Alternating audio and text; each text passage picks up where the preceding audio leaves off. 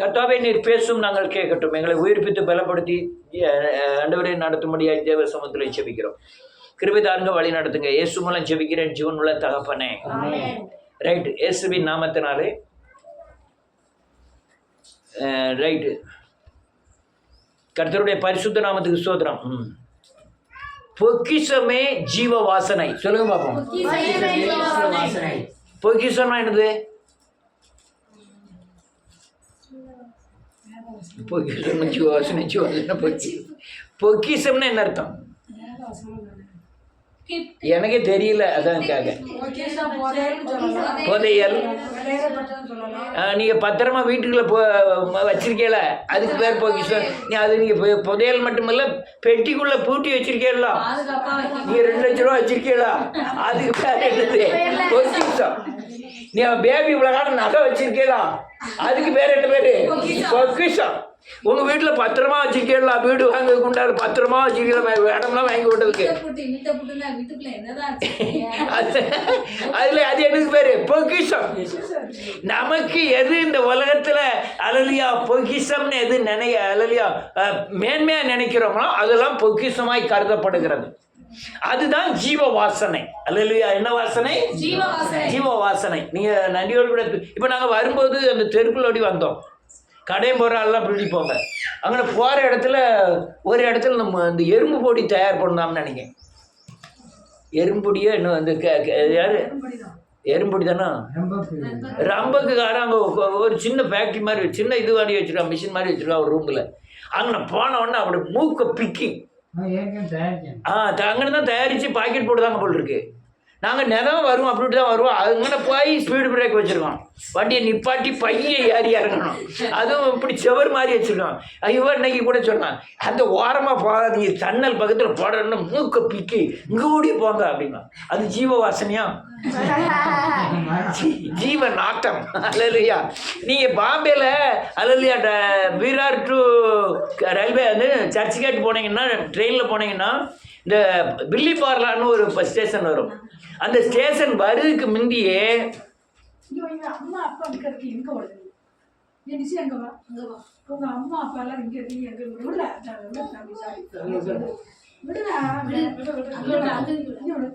எங்க வர. அல்லேலூயா. அந்த அந்த பில்லப்பேர்ல ஸ்டேஷன் வருதுக்கு முந்தியே ஒரு ஸ்மெல் அடிக்கும். என்ன ஸ்மெல்னா பிஸ்கட் ஸ்மெல். பில்லி பார்லான்னு பிஸ்கட் அங்கே தயார் பண்ணாங்க. அந்த அது மாதிரி ரயில் ரோட்டு போனாலும் சரி, இந்த பிரிட்டானியா கம்பெனி இருக்குது ரயில்வே ஸ்டேஷன் பக்கத்தில், அந்த ஸ்டேஷன் வருவதுக்கு முந்தியே இந்த பிஸ்கட் கம்பெனி வரப்போகுதுன்னு தெரியும். நீ செபி இது கடைநல்லூரில் இருக்கிறனால சில குண்டுகள் உருண்டு போகும். உருண்டு போகும்போது அதுவும் ஒரு சென்ட் மனம் அடிக்கும். அது அங்கே தண்ணி தண்ணியும் சென்டும்.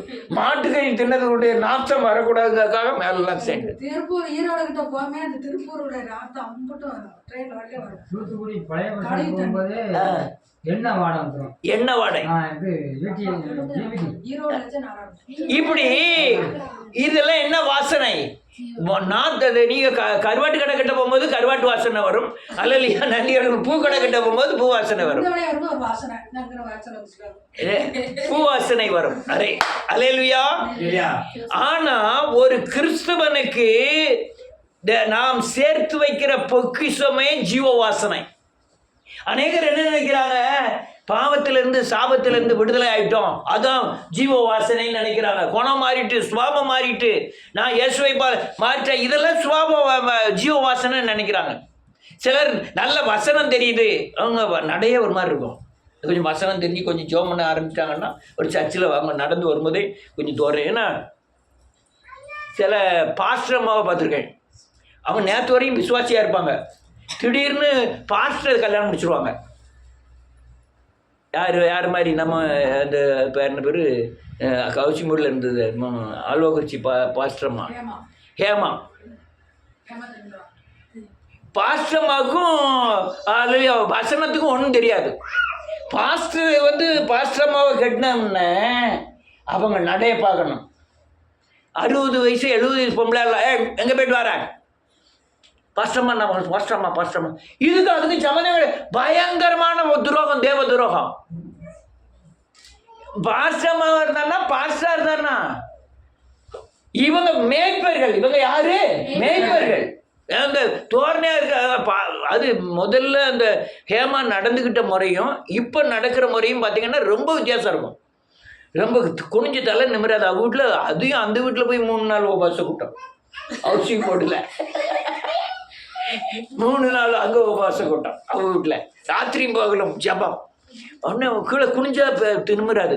அது பாஸ்டமாக ஆன பிறகு பார்த்தா என்ன எங்கே போயிட்டு வரீங்க அப்படிங்கிற ஆரம்பி என்கிட்ட பேசுறதுக்கே பயப்படும்.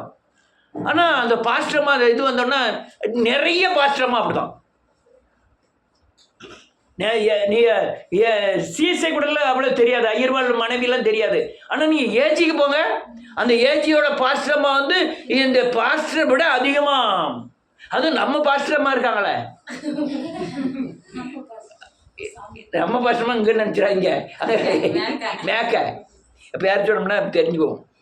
அது இல்லையா மேக்க அங்கே பார்த்தீங்கன்னா அது அந்த இந்த இது என்ன அந்த கிண்டல் பண்ணிகிட்டே இருக்கு. யாரை பார்த்தாலும் உடனே கிண்டல். அதுவும் அண்ணனை பார்த்துட்டோன்னா பயங்கர கிண்டல். 2 பேரும் கிண்டல் அடித்து தமாஷ் பண்ணிக்கிட்டு இருக்குது. அவனுக்கு சர்ச்சுக்கு பழக்கமே கிடையாது. மைனி குழந்தை எப்படி கிண்டல் அடிப்பாங்க அதே மாதிரி கிண்டல் அடித்து பேசிக்கிட்டு இருக்காங்க. ஒரு பாஸ்டமா எப்படி நடந்து இது என்ன வாசனை தெரியுமா?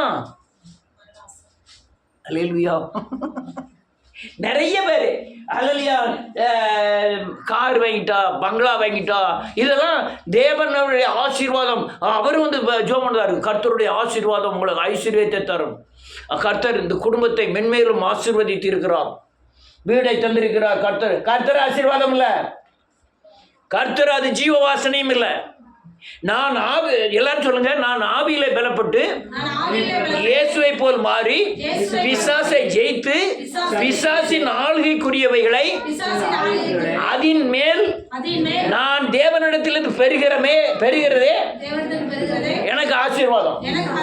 எனக்கு என்ன ஆசீர்வாதம்? நான் உழைச்சி சம்பாத்தியம் பண்ணி வட்டிக்கு கொடுத்து பல காரியங்கள் செய்து நான் பணம் சேர்க்கறது ஆசீர்வாதம் இல்லை. நான் தேவன் விசுவாசத்தின் அடிப்படையில் எல்லா காரியங்களும் நடக்கணும். ஆசீர்வாதம், அதுதான் ஆசீர்வாதம். அல்லேலூயா. வியாபாரிகளுக்கு ஜெபம் நடக்கிறது பாப்பீங்களா? நீங்களும் வியாபாரி தான்.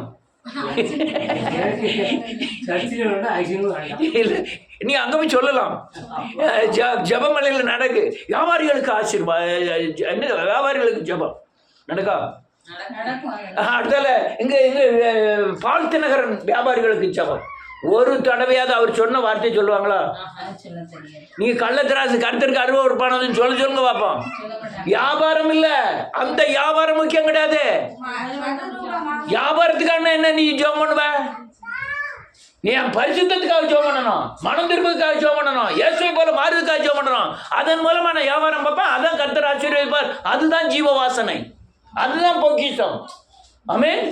நீங்க எப்படினாலும் வாழு இருந்து அவர் ஜெபம் பண்ணுவார், இருந்து பிரசங்கம் பண்ணுவார், ஜெபம் பண்ணுவார். வியாபாரிகள் பார்த்தா வியாபாரம் இருப்பாங்க. அவன் ஒவ்வொரு ஆளும் செக்கு உள்ள போடுவான். உள்ள காணிக்கப்பட்டில் என்ன போடணும் தெரியுமா? செக்கு. நீங்க மாதிரி 100 ரூபா 500 ரூபா 1000 ரூபா மாதிரிலாம் போட மாட்டாங்க. அவன் அங்கே வச்சு டக்குன்னு ஒரு கையெழுத்து போட்டு இவ்வளோ ரூபான்னு எழுதி உள்ள தூக்கி போட்டுருவான். போட்டுட்டு அவன் போயிட்டு இருப்பான். அங்கே உள்ள போய் பார்த்தா ரூபா நோட்டு என்ன மாட்டாரு, அவ்வளவு செக்கு தான் என்னவாரு. எவ்வளோ செக் எடுக்கணும் உடனே கூப்பிடுவார், கொண்டு போய் இதை பேங்கில் போய் கொடுத்துட்டு வந்துருப்பாரு செக்கை. உடனே அங்கே வச்சு 1 லட்சம் 1 லட்சம்னா சாதாரணது. ஒரு வியாபாரிலாம் 1 லட்சம்லாம் ரொம்ப சாதாரணம். நம்ம போடுற 500 ரூபா தான் அவங்க போடுற 1 லட்சம். அவங்க பாட்டில் டக்குன்னு எழுதி போட்டுட்டு அவளை போயிட்டுமா. வியாபாரி மீட்டிங் எதுக்கு நடத்துறாங்க? இந்த செக்கு வர்றதுக்கு தான். நானும் வியாபாரி மீட்டிங் நடத்த போறேன். நம்ம வியாபாரி யாரெல்லாம் இருக்கா? வியாபாரி ஒருத்தருமே இல்லையா? அவர் மட்டும்தான் இருக்காரு, காலை பையா மட்டும்தான் இருக்காரு. அவங்க வியாபாரி மீட்டிங் அதான் நடத்துறாங்க. அங்க யாரெல்லாம் போவாங்க தெரியுமா? கிறிஸ்டியன் மட்டும் கிடையாது, எங்க சுரண்டையில இருக்கிற பெரிய பெரிய வியாபாரிகள் ஒருத்தருக்கும் தெரியாம வீட்டம்மா போய் நிற்காங்க, செக் புக்கை வச்சுக்கிட்டு நிற்கும்.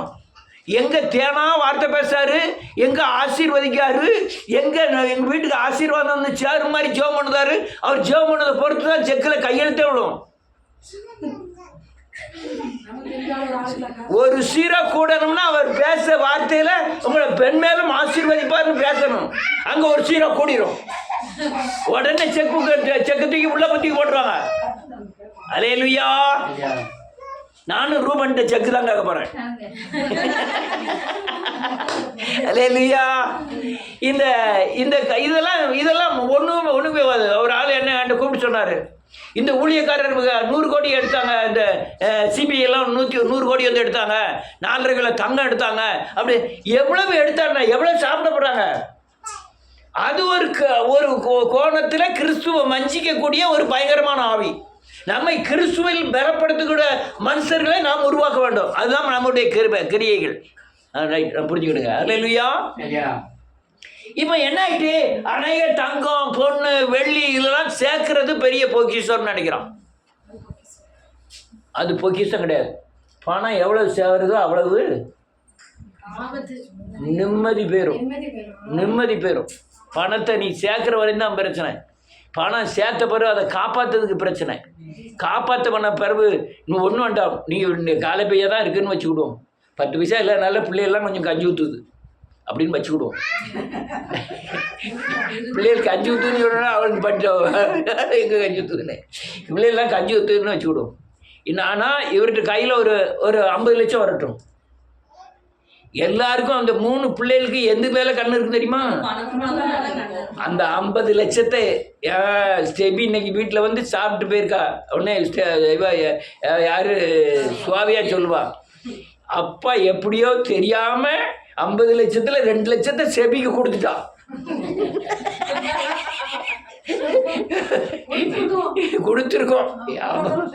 கொடுத்துருக்கோம் எப்படியா சிரிச்சு பேசும்போதே பார்த்தேன். அதுவும் அவன் அழைச்சி அங்கே ஓடி போய் ஐஸ்கிரீம்லாம் வாங்கினான். ரூபா கொடுக்காமையா வாங்கியிருப்பான். அதான் ஏதோ 2 லட்சம் 3 லட்சம் கொடுத்து. அதனால நம்ம வீட்டுக்கு வரும்போது, அப்பா அம்மா வரும்போது எச்சரிக்கையா இருக்கணும். இருந்து அந்த 2 லட்சத்துக்கு நம்ம 4 லட்சம் என்ன செய்யணும்? எடி நீ கவனமாயிரு. அந்த பேச்ச அதுக்கு நக்கன நேக்க போட்டு 4 லட்சம் வரதுக்கு உண்டான வழியை பாரு.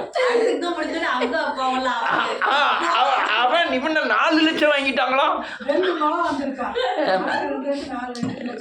வாங்கிட்டு போயிருப்பாங்க. நம்ம மொத்தமா 10 அடிச்சிடணும்.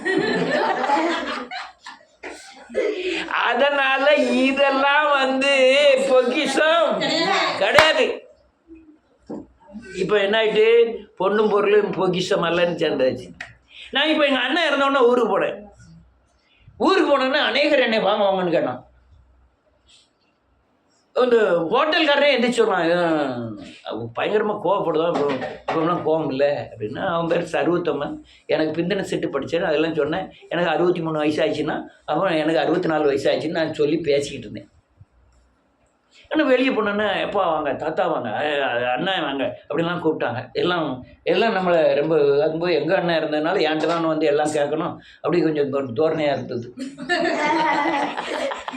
நல்லா கவனிக்கணும். இது ஒரு வாசனை. இது என்னது? என்ன வாசனைன்னா கருவாட்டு வாசனை. அதாவது எப்போ பழைய காலத்தில் நான் அநீதி செய்ததை வைத்து எனக்கு கொடுக்கிற கணம் இது ஒரு வாசனை. புரியுதா? நான் சொல்லுதெல்லாம் புரியுதா? தாத்தா கட்டளை கூட இருப்புக்கு நானும் தாத்தாவும் போனோம். ராமர் வா, ராமர் நல்லா இருக்கியா, ராமர். அது ஒரு வாசனை. செம்பூர்ண யோக்கிய வாரான் செம்பத்துக்கி, அது ஒரு வாசனை. இவ வாரா, இவ பக்கத்தில் வரும்போதே நம்ம பேசப்படாது, எச்சரிக்கையா இருக்கணும். அது ஒரு வாசனை. அல்லேலூயா. இப்படி இப்போ அநேக வாசனைகள் இந்த பூமியில இருக்கு. இதை பூரா நாற்றம் முடிச்ச வாசனை. என்ன வாசனை? நாற்றம் முடிச்ச வாசனை. எது நல்ல வாசனை தெரியுமா? நீங்க இயேசுவை போல மாறி இருக்க கூட பெரிய வாசனை அல்ல. உங்க குணம் மாறி இருக்க கூட பெரிய வாசனை அல்ல. அல்லேலூயா. நீங்கள் உங்க மூலமா வரங்கள் வல்லமைகள் பூமியில கிரியை செய்து கூட பெரிய வாசனை இல்லை. இவர் போய் ஜெபம் பண்ணாராம் பாளையங்கோட்டையில், அப்படியே பெரிய அற்புதங்கள் நடந்ததும், அதெல்லாம் பெரிய வாசனையே கிடையாது. அப்ப எதிய வாசனை? என் மூலமா இயேசு பகிரங்கமா வெளிப்படுது இல்ல, அதுதான் என்னது வாசனை. அதுதான் எனக்கு பொக்கிஷமான ஜீவ வாசனை. புரிஞ்சுக்கணும். இவ்வளவு நேரம் சொன்னது உலகத்தை சார்ந்த பேடு வாசனை. என்ன வாசனை? நாத்தமான வாசனைகள். ஆனா இதுதான் மெய்யான ஜீவ வாசனைகள். நான் என் மூலமா மகிமை வெளியரங்கமாவது. என்னது வெளியரங்கமாவது? என் மூலமா இயேசுவின் நாமம் மகிமைப்படுகிறது. என் மூலமா சத்தியங்கள் என்ன செய்யுது? வெளிப்படுது. ஒரு ஆளு எத்தனை பேர் சொல்லியிருக்காங்க, நான் இந்த மாதிரி சத்தியத்தை நான் கேட்கவே இல்லை, இந்த மாதிரி விடுதலை நான் பார்க்கவே இல்லை. கேட்டுக்காங்களா? சொல்லியிருக்காங்களா? நம்ம இருக்குது வாடத்தில் ஒரு ககுசுரப்பில் உட்காந்துட்டு. ஆனால் பேர் என்னது? ஜீவ வாசனை வீசுது. நம்மள ஒரு ஆள் யாரோ சொன்னாங்க, அவங்க அந்த சர்ச்சில் சின்ன பிள்ளை மகன்னு ஜோம் பண்ணுதுங்க. சின்ன பிள்ளை ஜோம் பண்ணது யாரு ஜெஸ்லின் ஒரு நாள் ஜோம் பண்ணலாம். ஒரு ஆள் கூப்பிட்டு ஒரு சின்ன பிள்ளை முறையில் ஜோம் பண்ணுது. நம்ம தீமத்தையும் ஜோம் பண்ணுவோம், கொஞ்சம் பெரிய ஆளா. ஆனால் இதெல்லாம் எந்த சபையில் நடக்கும்? ஆராதனை நடக்கும்போது எல்லாரும் அவங்க ஓரமாக போய் அங்கே பாட்டு சொல்லி கொடுப்பாங்க. சண்டே கிளாஸ் நடந்துக்கிட்டு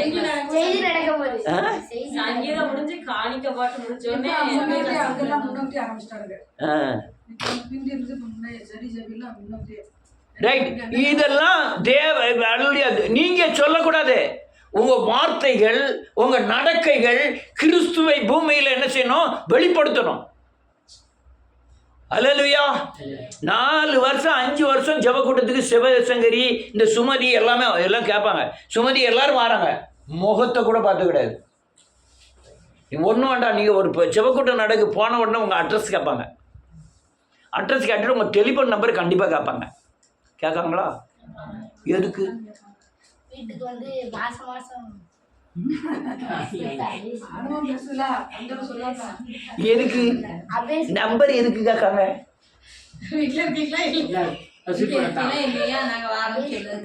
வசூல் தான், வசூலுக்கு தான். நம்ம 4 வருஷம் 5 வருஷம் ஆச்சு, முகத்தையே பார்த்து கிட்டாது.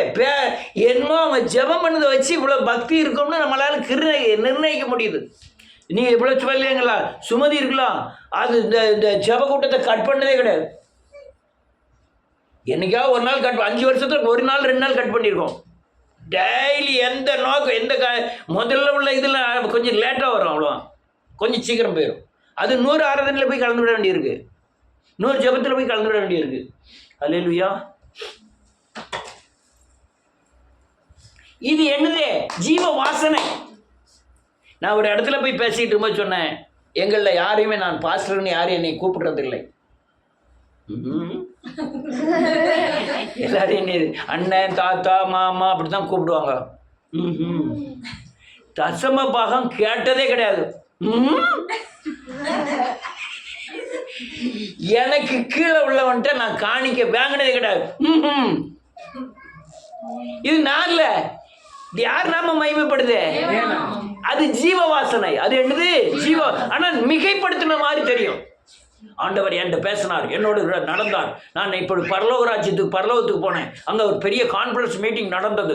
அந்த கான்ஃபரன்ஸ் மீட்டிங்கில் நீ போடுகிற சிடி உலகம் முழுவதும் வேல்யூவாக இருக்கணும்னு ஆண்டவர் என்கிட்ட சொன்னார், என்னை முதுவை தட்டி கொடுத்தார். அப்படின்லாம் பேசுகிறக்கூடியவங்களாம் இருக்காங்க.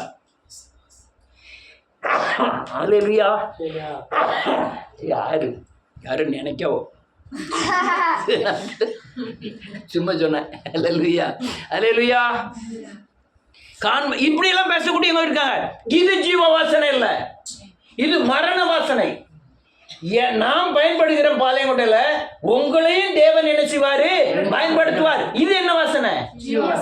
யான்ட்ட மட்டும் தான் ஆண்டவர் இருக்காரு, உங்களெல்லாம் பயன்படுத்திட மாட்டார். நீங்க ஊமை போல உட்காந்துட்டு ஊமை போல காணிக்க போட்டு வந்துடணும். இது என்ன வாசனை? இது மரண வாசனை. ஜீவ வாசனைக்கு மரண வாசனைக்கு உள்ள வித்தியாசங்கள். அல்லேலூயா. என்னை பயன்படுத்தின தேவன் உன்னையும் பயன்படுத்துவார். ஐயா, எங்க அப்பாவை நான் இப்படிதான் பாக்குறேன், எங்க அப்பாவையும் உங்க அப்பாவையும் எடுத்து தேவன் பயன்படுத்த இது என்ன வாசனை? ஜீவ வாசனை. உங்க அப்பாவெல்லாம் பயன்படுத்த முடியாது, அவர் யார் வந்தாலும் அடங்க மாட்டார். இது என்ன வாசனை? மரண வாசனை. உங்களுக்கும் வீடு தருவார், உங்களையும் தேவன் பூமியில் ஆசீர்வதிப்பார். உங்களுக்கும் அந்த பூமியில உங்க நோய் போகும், உங்க வியாதி நீங்கும். இது என்ன வாசனை? ஜீவ வாசனை. இந்த நோயெல்லாம் இது என்ன வாசனை? மரணம். இந்த ஜீவ வாசனை உங்களுக்குள்ள பொக்கிஷம் இருந்தால் மட்டும்தான் வெளியே வரும். இல்லைன்னா வெளியே ஏன் வெளியே வராதுன்னா, பார்க்கிறதை நம்புகிறது ஜீவ வாசனை அல்ல. காணாததை நம்பி விசுவாசித்து அறிக்கை செய்கிறோம்ல, அதுக்கு பேர் தான் என்னது? ஜீவ வாசனை. அதனால உங்க ஜீவ வாசனை உங்களுக்குள்ள இருந்தாதான், உங்க பொக்கிஷம் நிறைஞ்சிருந்தாதான், இருதயம் நிறைஞ்சிருந்தாலும் வாய் என்ன செய்யும்? இருதயத்தின் நிறைவினால் வாய் பேர். உங்க வாய் நிறையணும்னா இருதயம் என்ன செஞ்சிருக்கணும்? நிறைஞ்சிருக்கணும். நிறைஞ்சிருந்து அல்லது அந்த பொக்கிஷம் நிறைஞ்சிருக்கணும், தேவ விசுவாசம் நிறைஞ்சிருக்கணும். அல்லையா? என்னது? விசுவாசமான வார்த்தைகள் பேசுவதற்கு வேத வசனங்கள் நிறைந்திருக்கணும்.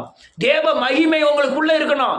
நீங்க தேவ சாயலாய் மாறி இருக்கணும். இதெல்லாம் இந்த உலகத்துல ஜீவ வாசனை வீசக்கூடிய பொக்கிஷங்கள். அல்லேலூயா. பொக்கிஷங்கள்.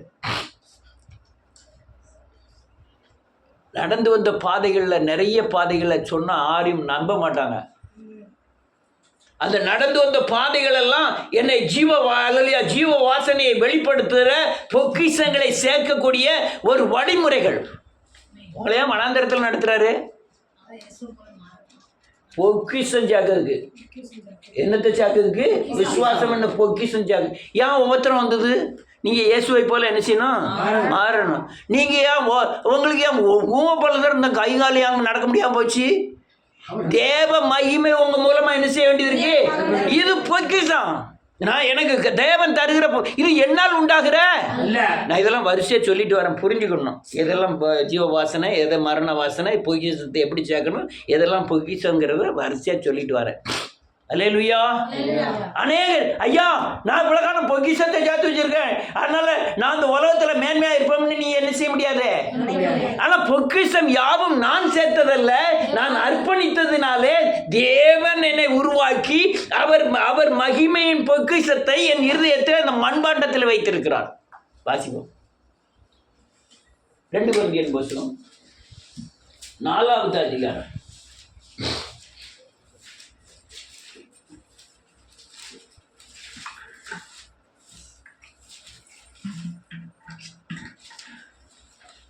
அதுக்குள்ள 20 நிமிஷம் ஆயிட்டு. 4வது அதிகாரம் 6வது வசனத்திலிருந்து. இருளிலிருந்து வெளிச்சத்தை பிரகாசிக்க சொன்ன தேவன் இயேசு கிறிஸ்துவின் முகத்தில் உள்ள மகிமையின் அறிவாகிய ஒளியை தோன்ற பண்ணும் பொருட்டாக இருதயங்களிலே பிரகாசித்தார். என் இருதயத்தில் பிரகாசிக்கிற அவருடைய ஒளி என் முகத்தின் மூலமாய், என் வார்த்தையின் மூலமாய், என் கிரியைகளின் மூலமாய், என் பார்வையின் மூலமாய் வெளிப்படுகிறது. அல்லேலூயா. ஜெஸ்லின் அங்கேயும் ஒரு 4-5 தடவை நடந்துட்டா. 6வது நடந்துட்டு இருக்கு அப்படின்னு அது தங்கத்தை பார்க்க பயந்துட்டா.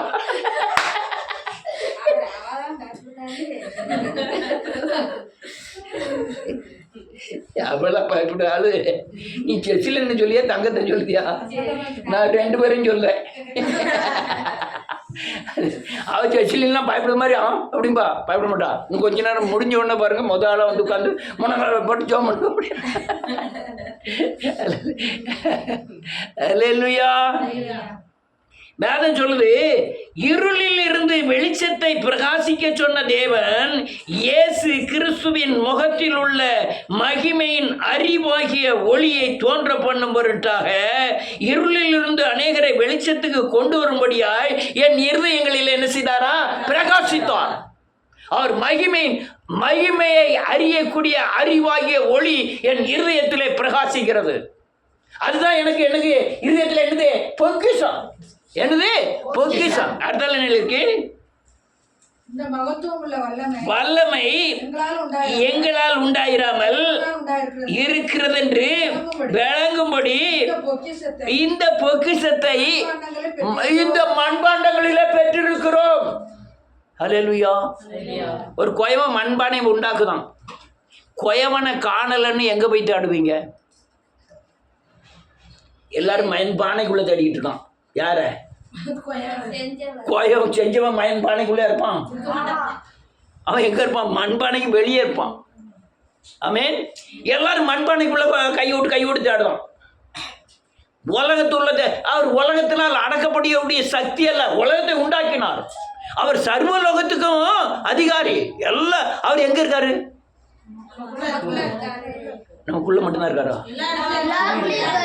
அமெரிக்கால, சூரியன்ல, சந்திரன்ல, கடலுக்கு ஆடியில, கடல் ஆடியில தரையை கண்டுபிடிக்கிற அநேக இடங்கள்ல அங்க எங்கேயாவது இருக்காரா? அவரை போய் இந்த ஊருக்கு வந்து மண்பானைக்குள்ள தேடுனா நான் யாரு? மண்பானை. என்னது? ஒரு வீட்லயும் பானை கிடையாது. இப்ப பானை யார் வீட்லயும் வச்சிருக்காது. நான் எங்க வீட்டுல கருவாடு வைக்கணும்னு சொன்னான், வாங்கணும். ஆனா மண்பானையை நீ இப்போ உள்ள பொம்பளை பிள்ளைகளுக்கு மண்பானையை கழுவு கூட தெரியாது. இவங்க வீட்டில் சில்வர் பானையை உடச்ச சில்வர் பானை கழுவுற மாதிரி டப்புனு கழுவி இப்படி வச்சுட்டாங்கன்னா போதும், டப்புன்னு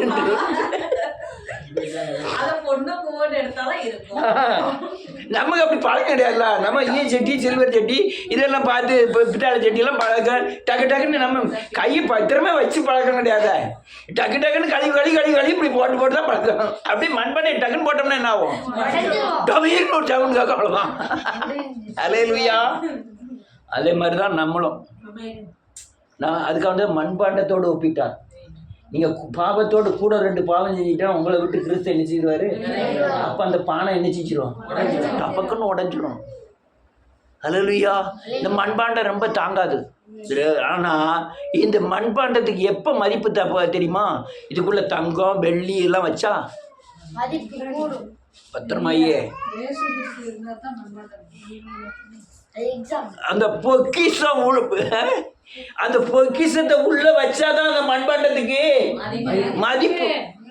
அது இல்லைன்னா அந்த மண்பாண்டத்துக்கு மதிப்பு இல்லை. இந்த பழைய காலத்து கிளவி மாதிரிலாம் என்ன செஞ்சாங்க தெரியுமா? தங்கமல்லிலாம் ரொம்ப இருந்தது. அப்போ அதை பேங்கிறதுக்கு வைக்கிறதுலாம் ரிஜிஸ்டர் ஆஃபீஸு, இடம் வாங்க எல்லாம் கிடையாது. சும்மா இடத்த பிடிச்சி இருந்தாங்க. இப்போ தான் இடத்துக்கெல்லாம் மதிப்பாயிட்டு. சும்மா இந்த எவ்வளோ இடத்தையும் நீ வச்சுக்கணும்லாம் அப்போ அந்த அசால்ட்டை கொடுத்தாங்க. இவங்க தங்கம் நிறைய இருந்தாங்கன்னா அந்த ஓட்டக்காலில் பூரா தங்கமாக வந்தது. அந்த தங்கத்தை பூரா ஒரு கலையத்தில் செஞ்சு வீட்டுக்குள்ளே அடுக்காலையில் கிடுக்காலையில் புதைச்சி வச்சுட்டாங்க. பூமி சுழற்சினால அது அங்கங்கே விலகிட்டு, விலகினவுடனே அதுதான் புதையல்னு கொஞ்ச நாளாக எடுத்தாங்க. அல்லேலூயா. மண்பானையெல்லாம் வச்சாங்க. மண்பானை என்ன செய்யாது? மரக்கட்டை என்ன செஞ்சிடும்? இரும்பு, பித்தளையும் அரிச்சிடும். ஆனா மண்பானை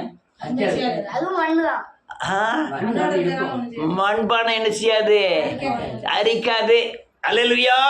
அதுக்குள்ள பொக்கிஷத்தை வச்சாங்க. நானும் மண்பானை தான். எனக்குள்ள என்ன இருக்கு?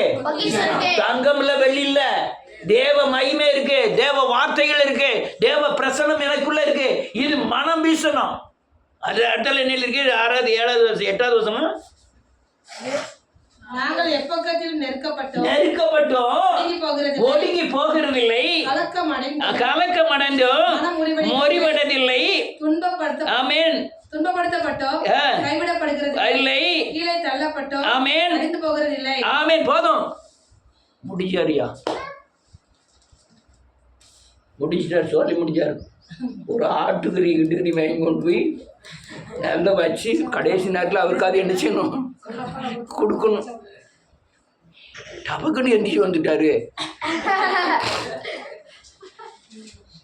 அடுத்தாள் அவருடைய ட்ரிப்பு வந்துட்டு இப்படி நான் கிரேசி பிறந்த நாளுக்கெல்லாம் என்னது இந்த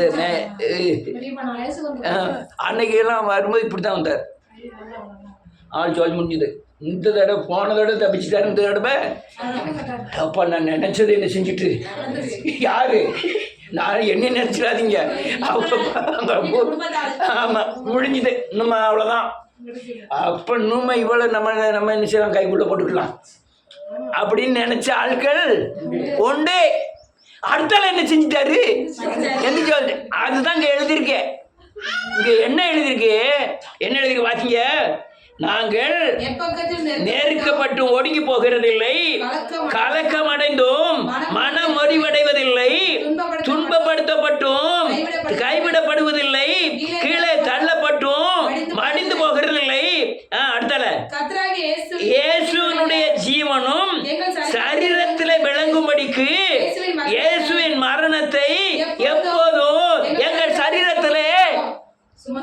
என்ன மரணத்தை சுமந்து திரிகிறோம்? சொல்லுப்பா, டக்குன்னு சொல்லு. நான் சொல்லும்போது விடைய டக்குன்னு சொல்லிட்டு வரணும். என்ன மரணத்தை சுமந்து திரிகிறோம்? அதான் என்ன மரணம்? யசுவின் மரணம் இதில் எழுதியிருக்கு, அது சொல்லுங்க. அது என்ன அர்த்தம்? எனக்காக மரித்தார். மரணத்தை என்ன? நான் ஜீவன் உள்ளது, என் பாவம் எனக்குள்ள ஜீவனா இருக்கு. அவர் ஜீவன அவர் என்ன செய்தாரு? பாவத்துக்கு என்ன செய்தாரு? மரித்தார். என் பாவத்தை கொண்டு போய் சிலுவையில் அறைய மறிக்கிறேன். அவர் மரணத்தை எங்க சுமக்கிறேன்? சரீரத்துல சுமக்கிறேன். அப்ப பொக்கிஷம் என்ன செய்யுது? கோபத்தை கொண்டு அறைகிறேன். இங்க என்ன உண்டாகுது? சாந்தம்ங்கிற பொக்கிஷம் உள்ள சேருது. வெளியே போறேன், அவன் சொல்லுவான், குடி வீட்டுக்காரன் சொல்லுவான், இவன் பயங்கர கோபப்படுவான். ஆனா இப்போ சாந்தமா இருக்கும். இது பொக்கிஷம். ஆமீன். அது நாத்தம் பிடிச்ச அதை எங்க அறிஞ்சிட்டேன்? சிலுவையில் அறிஞ்சாச்சு. அவர் மரித்ததுனால நான் அவர் மரணத்துக்கு உள்ளாகிறேன். நான் சரீர மரணத்துக்கு உள்ளாகல, என் உள்ளான சொல்ல பாவம் எங்கனாவது நான் டெய்லி மறிக்கிறேன். டெய்லி அல்ல சிலுவையில் ஆணி அடித்து அதெல்லாம் என்ன செய்றேன்? கொல்லுறேன். நீ கொண்டிருக்கியா? டெய்லி கொல்லணும். அடுத்த இருக்கு 12:11. எப்படி எனில் சாவுக்கு இனமான எங்கள் மாம்சத்திலே இயேசுவினுடைய ஜீவனும் விளங்கும்படிக்கு நாங்கள் ஆமென் ஆமென் ஒப்பு கொடுக்கப்படுகிறோம். பயந்துடாதீங்க, சாவ மாட்டோம். நான் பாவத்துக்கு மரித்தோம். சொல்லுங்க, பாவத்துக்கு மரித்தோமானால் என் சரீரம் தான் சாவும், என் ஆத்மா அது நித்திய ஜீவன் வரை சாவாம இருக்கும். நான் அதுக்காக என்ன செய்தேன்? நான் மரணத்துக்கு ஏதோ என்னை ஒப்பு கொடுக்கிறேன். ஏன் தெரியுமா? அவர் ஜீவன் எனக்குள்ள விளங்கி நான் பொக்கிஷம் வெளிப்பட போகிறது. என் உள்ள என்ன இருக்கு? ஜீவன் ஆகிய பொக்கிஷம். என்னது? கிறிஸ்து என்ன பொக்கிஷம்? என்னது? கிறிஸ்து என்ன பொக்கிஷம் எங்க இருக்கு? என் ஆத்மாவில், என் ஜீவன்ல ஆத்மாவில் இருக்கு. அது எனக்கு பொக்கிஷம். உங்களை கட்டுலாம் பேய் பயப்படாது. பேய் என்ன செய்யாது? உங்க அப்பாவும் தெரியும், உங்க தாத்தாவும் தெரியும், தாத்தாவோட தாத்தாவையும் அவன் தலைமுறையா பார்த்து எதை கண்டு பயப்படுவான்னா, என் ஆத்மாக்குள்ள இருக்கிற ஜீவன் யாரு? கிறிஸ்து.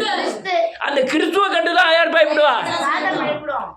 அந்த சாத்தான் பயப்படுகிறதா எனக்கு பொக்கிஷம். அல்லேலூயா. என்ன கண்டு என் அடியை கண்டோ, என் பேச்சை கண்டோ, என் தைரியமா பேசுற கண்டெல்லாம் பேயெல்லாம் நிச்சயம் மாட்டான். ஆனா எதை கண்டு பயப்படுவான்? எனக்குள்ள இருக்கிற ஜீவன்ல யார் இருக்கா?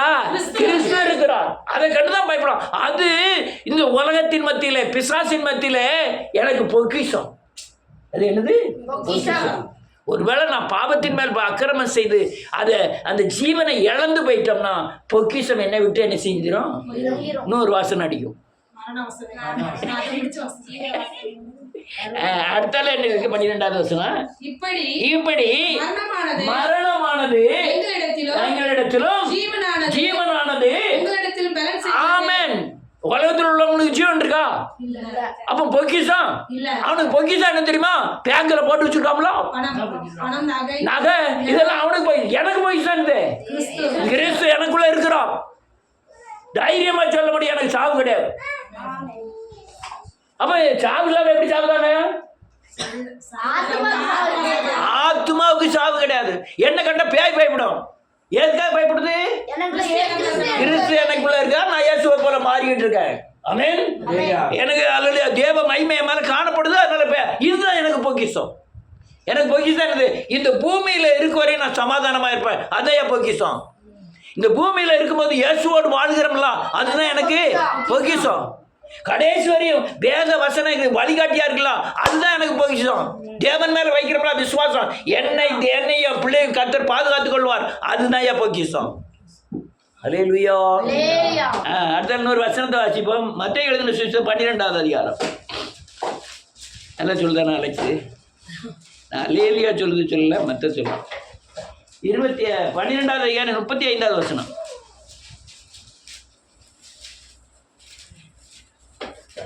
அல்லேலூயா. 12:35 வாசிக்கலாம் யாராவது? நல்ல மனுஷன் ஆமென்.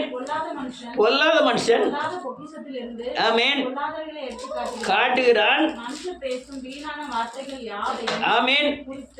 ஞாயிற்றுக்கிழமை நாளிலே கணக்கு ஒப்புவிக்க வேண்டும் என்று ஆமென் சொல்லுகிறேன். ஆமென் ஏனெனில் வார்த்தைகளினாலே ஆமென் நீதிமான் என்று தீர்க்கப்படுவாய், ஆமென் அல்லது ஆமென். வார்த்தைகளினாலே குற்றவாளி என்று தீர்க்கப்படுவாய். இயேசு சொல்லுகிற பொக்கிஷம் என்னது?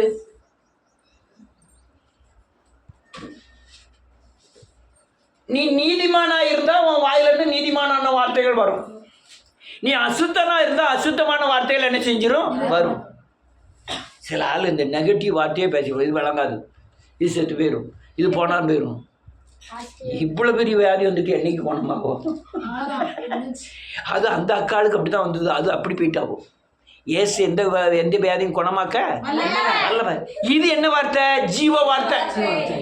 இது பொக்கிஷமான வார்த்தை, விசுவாச வார்த்தை. அதுக்கு தான் அவர் இருதயத்தில் நல்ல பொக்கிஷம் தான் நல்ல எடுத்து காட்டுறான். கெட்டதாக இருந்தால் அவன் அவிசுவாசத்தை குறித்து பேசுகிறான், அழிஞ்சு போவதை குறித்து பேசுகிறான். இவன் ஏசு நல்ல சொன்னார் 37வது வசனத்தில், 34வது வசனத்தில், விரியம் பாம்பு குட்டிகளே, நீங்கள் பொல்லாதவர்களா இருக்க, ஆமென், நலமானவர்கள் எப்படி பேசுகிறீர்கள்? ஆமா, இருதயத்தின் நிறைவினாலே வாய் பேசும். இருதயத்தில் என்ன நிறைஞ்சிருக்கோ வாய் பேசும். ஆமென். சில ஆள் சண்டை போடும்போது சொல்லுவாங்க, பேசக்கூடாதுன்னு நான் நினைச்சேன், டபக்குன்னு வாயில என்ன செஞ்சுட்டு வரும், வாய் வரும். அது எப்படி வரும்? அப்ப வருதுல்ல, ஒரு போலீஸ்காரன் வரான், அவன்கிட்ட ஒரு வார்த்தை, நீ அந்த வார்த்தை போலீஸ்காரன் சொல்லுங்க. போலீஸ்காரன் பொம்பளை தானே, அவன்கிட்ட என் வாய் தவறி உங்களை பேச வந்துட்டு, ஆனா அங்க வந்து வாய் தவறி நிச்சயப்படுது, ஆனா இங்க வாய் தவறி டப்பு டப்பு டப்பு டப்புன்னு வருது. இருதயத்தின் நிறைவினால் வாய் என்ன செய்தான்? அநேகர் அல்லையா? ஆனால் நல்ல பொக்கிஷன் என்ன செய்யணும்? நல்லமானவைகளே பேசும். நல்ல பொக்கிஷன் நல்லமானவைகள் என்னதுன்னா இயேசுவை குறித்ததான விசுவாச வார்த்தைகள். சொல்லுங்க, நீ எதை பேசுனாலும் சரி, இயேசுவை குறித்ததான விசுவாச பேசுங்க, அது நல்ல வார்த்தைகள். கர்த்தரால் கூடாத காரியம் அல்லையா? காற்றையும் கடலையும் அவர் கர்த்தர் என்ன செய்வாரு? மரித்தோரை எழுப்புவார், சிங்கத்தின் வாயை அடைப்பார். அல்லையா? இதெல்லாம் உங்களுக்கு நல்ல வார்த்தைகளை நீங்க பேசணும்.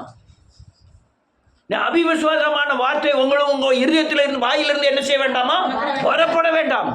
கூடுமானால் நல்ல வார்த்தைகளே, விசுவாச வார்த்தைகளே உங்க வாயிலிருந்து பேசுங்கள் அப்படின்னு வேற சொல்லுது. ஆமென். இல்லைன்னா பேசவே விடாது, உங்க போல இருந்துடணும்.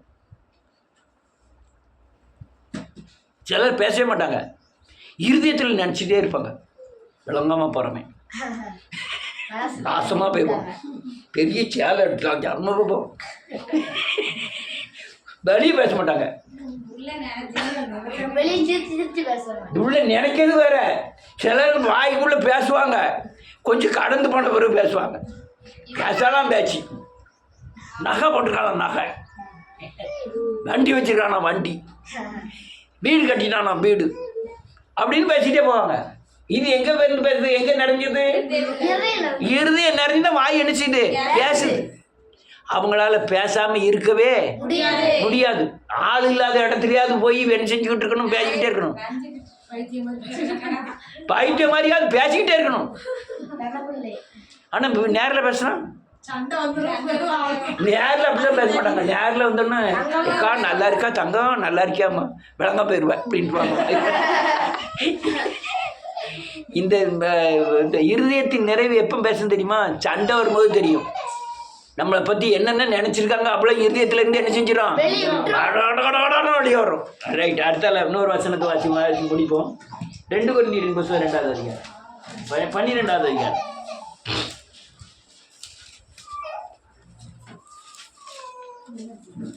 நேரம் ஆயிட்டுதான்.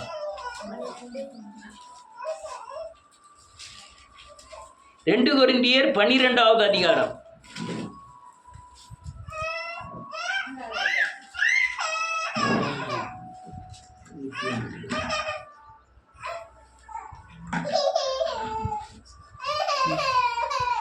ஒரு நிமிஷம். 1 கொரிந்தியர் 12.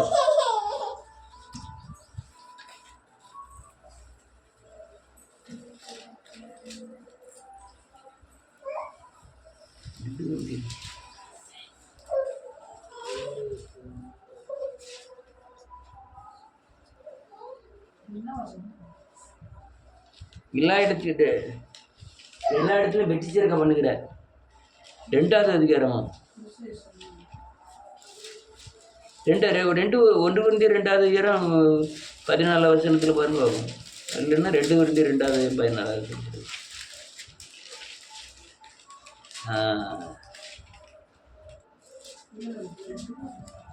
2 Corinthians 2வது அதிகாரம் 14வது வசனம். கிறிஸ்துவுக்குள் எப்போதும் வெற்றி சிறக்க பண்ணி போதும். இன்னும் வாசிக்கணும். வெற்றி சிறக்க பண்ணியிருக்காரா? எப்போதும் எல்லா இடத்துலையும் நஷ்டம் ஆகும்போதும் அல்லது துன்பம் வரும்போதும் லாபம் உண்டாகும் போதும் அவமானம் வரும்போதும் வெற்றி சிறக்க பண்ணியிருக்காரா? எப்போ? அது ஒரு ஏதாவது சான்ஸ் சொல்லுங்க, நிரூபணம் சொல்லுங்க. சகலதும் நன்மைக்கு ஏதுவாய் நடக்கு. உங்களை ஏமாத்தினாலும் சரி, உங்களை அவமானப்படுத்தினாலும் சரி, நஷ்டப்படுத்தினாலும் சரி, எல்லாம் எதுக்கு நடக்கும்? நன்மைக்கு ஏதுவா நடக்கிறதெல்லாம் வெற்றி சிறக்க பண்ணுகிறார். ஆமே. வெற்றி சிறக்க பண்றதெல்லாம் எனக்கு நன்மையா முடியுது. ஆமே. நான் எங்களை ஊரை விட்டு பிரிஞ்சுட்டேன், ஆனா அது பெரிய சங்கடம். ஆனா பிரிஞ்சாலும் அது எனக்கு நன்மைக்கு ஏதுவா என்ன செய்து முடியுது. அது வெற்றி சிறக்க பண்ணுகிறான். வீட்டில் அதில் இடைக்கால சர்ச்சுக்கே போகக்கூடாதுங்க. நான் போராடுகிறேன், ஜெபம் பண்ணுகிறேன், ஆண்டவரை நம்புகிறேன், என்னைய வெற்றி சிறக்க. நான் அப்படி பண்ணினதுனால நான் தேவனை சார்ந்து கொள்ளக்கூடிய காலங்களும் டயங்களும் என்ன செய்யுது கூடுது. ஒருவேளை நீ போயிட்டு வாமா, நான் கொண்டு வந்தே விடுதம்னு சொல்லி டெய்லி காரில் கொண்டு வந்து விட்டுட்டு போகிறாங்கன்னு வச்சுக்கிட்டோம். அந்த ஜெபம் என்ன செஞ்சிருக்காது. அந்த பிரச்சனை வரப்போய் தான் நம்ம என்ன செய்கிறோம்?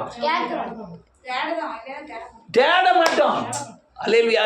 நான் முடிச்சிட்டேன். அடுத்த என்ன இருக்கு? எல்லா இடங்களிலும் எங்களை கொண்டு அறிகின்ற வாசனையை வெளிப்படுத்துகிற தேவனுக்கு ஸ்தோத்திரம். ஒரு வீட்டுக்கு போகிறோம், ஜெபம் பண்ண போகிறோம். அப்படியே அவங்க பேசுகிற பக்தி, அவங்க உலகத்தின் தன்மை, இதெல்லாம் பார்த்துட்டு உடனே ஜெபம் பண்ணுறோம். ஜெபம் பண்ணிவிட்டு ஒரு ஆலோசனை சொல்கிறோம். ஒரு வீட்டுக்கு போனால் எல்லோரும் பண்ணக்கூடியது இப்படி தான் பண்ணணும் புரிஞ்சுக்கிடுங்க. அவங்களுக்கும் தேவனுக்கும் எவ்வளோ தொடருது. அவங்க இப்போ எந்த கட்டுக்களில் இருக்காங்க? பிசாசின் கட்டுகளில் இருக்காங்களா, விக்கிர ஆராதனை கட்டுகளில் இருக்காங்களா, அல்லது உலக பொருள் மேலே கட்டுகளில் இருக்காங்களா? இதை கண்டுபிடிக்கணும். கண்டுபிடிச்சிட்டு அவங்க எவ்வளோ பாதிப்பில் இருக்காங்க, இப்போ தேவனை எவ்வளோ சார்ந்திருக்காங்க. சிலவங்க அசால்ட்டாக சார்ந்திருப்பாங்க, சிலவங்க தீவிரமாக சார்ந்திருப்பாங்க. எவ்வளோ சார்ந்திருக்காங்க இதெல்லாம் கண்டுபிடிச்சிட்டு வேத வசனத்தின் அடிப்படையில் அவங்க தேவன்கிட்டருந்து விடுதலை ஆகக்கூடிய ஆலோசனையை சொல்லணும். சொல்லிட்டு ஜெபம் பண்ணணும். இந்த ஆலோசனை சொல்கிறோம்ல, அதுதான் அவரை தேவனை அறிகிற அறிவு. அதுதான் வாசனை. அதான் வாசனை. அந்த வாசனை மூலமா நம்ம எல்லா இடத்துலையும் நம்ம என்ன செய்வாரு? வெற்றி சிறக்க பண்ணுவார். அந்த தேவனுக்கு ஸ்தோத்திரம். அப்பதான் வாசனை வீசும். இந்த சத்தியங்கள்லாம் நம்ம சொல்லும்போது அவங்களுக்கு ரொம்ப ஆச்சரியப்படுதாங்க. இப்படி ஒரு சத்தியத்தை நான் கேட்டதே இல்லை. நேற்று எலி எலி எலி எலினா மைனி எலின்ட்டாள்னு நினைக்காத. எலிஸ்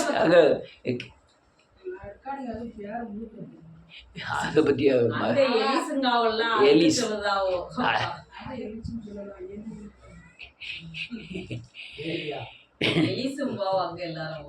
ஆமாம் எலிஸ் எலிஸ் கூப்பிட்டு சொன்ன என்னது என்ன சொன்னா தீர்மானிக்கமா நிர்பந்தம் நிர்பந்தம்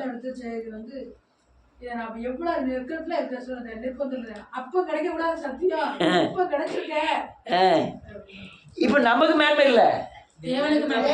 எது மூலமா? நம்ம கொண்டு அறிகிற அறிவை போதித்து அந்த ஜீவ வாசனையை வீச பண்ணி அவர் என்ன செய்யறாரு? மகிமைப்படுகிறார். என் மூலமா, நம்ம மூலமா மகிமைப்படுகிறார். அந்த தேவனுக்கு ஸ்தோத்திரம். இதுதான் வாசனை, இதுதான் ஜீவ வாசனை. வாசனை அந்த ஒரு சின்ன ஜெபம் பண்ணிட்டு வந்துருப்போம். அந்த ஜெபத்தை நம்ம மறந்தே போயிருப்போம். ஒரு வீட்டில் போவோம், ஜெபம் பண்ணி கரெக்டாக ஒரு வசனத்தை சொல்லி தண்ணி எண்ணெய் தச்சு தொலைச்சிட்டு வந்துடுவோம். அங்கே பார்த்தா பெரிய காரியம் நடந்திருக்கும். நமக்கே தெரியாது. அடுத்த இடம் போகும்போது பார்த்தா அப்படிங்கும். யாவது கடையமத்தில் அன்றைக்கி நடந்த ஜபத்தில் அந்தோனியம்மா வீட்டில் 3 பிள்ளைகளும் சர்ச்சுக்கெல்லாம் போக ஆரம்பிச்சிட்டு. இன்னைக்கு விடியாலம் கூட சொன்னதில்ல, இன்னைக்கு விடியாலம் கூட சொன்னது சாட்சி. அது அது எனக்கு பெரிய ஆச்சரியமாக தெரியும். பெரிய காரியங்களே பெருசாக சொல்லலை, பெரிய காரியமே சொல்லலை. ஆனால் அந்த பண்டாகரத்துக்கு மகா அப்படியே அழுது அப்படியே இது பண்ணுச்சு.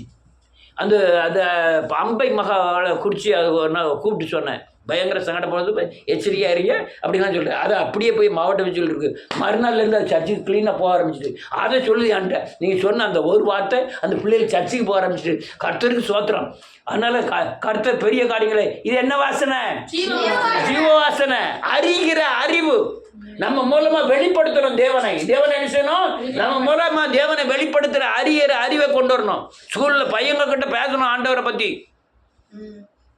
விடுதலை பற்றி பேசணும், ஏசப்பா பற்றி சொல்லணும். சொன்னால் தான் நீங்கள் பலப்பட முடியும். அல்லேலூயா. இந்த அறிவு வர வர